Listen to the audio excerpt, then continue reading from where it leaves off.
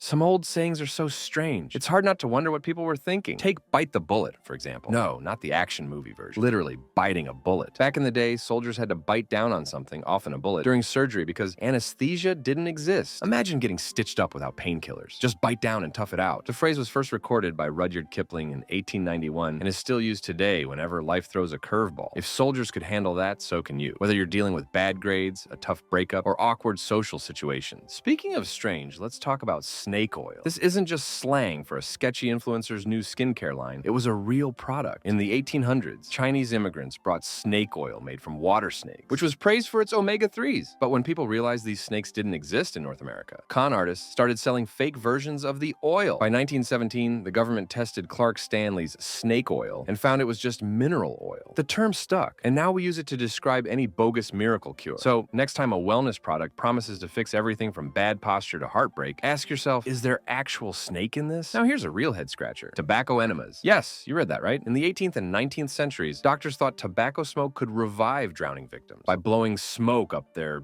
Well, you get the idea. It wasn't until we figured out that nicotine is toxic that people stopped this absurd practice. But for a while, this was considered a legitimate medical treatment. Imagine getting pulled out of a river only to have someone try to save you with tobacco smoke. Definitely not the kind of doctor's visit you want. And let's not forget about hysteria. Back in the day, any woman who seemed off would be labeled as hysterical. Doctors believed the uterus could wander around the body, causing random symptoms like headaches, fatigue, and even chest pain. When that theory was abandoned, doctors simply decided that women's problems were all in their heads. In the 1800s, the cure for the so-called hysteria was to recommend spending more time with a husband. Spoiler alert, marriage wasn't the magic fix. Thankfully, we've come a long way in how we understand health and women's issues. Looking back, it's wild to think about how many bizarre ideas were once taken seriously. But who knows? In 100 years, we might be the ones getting laughed at for some of today's health trends. Maybe people will be shaking their heads over things like extreme fad diets or wellness crazes. Let's just hope we're not still out there selling snake oil again.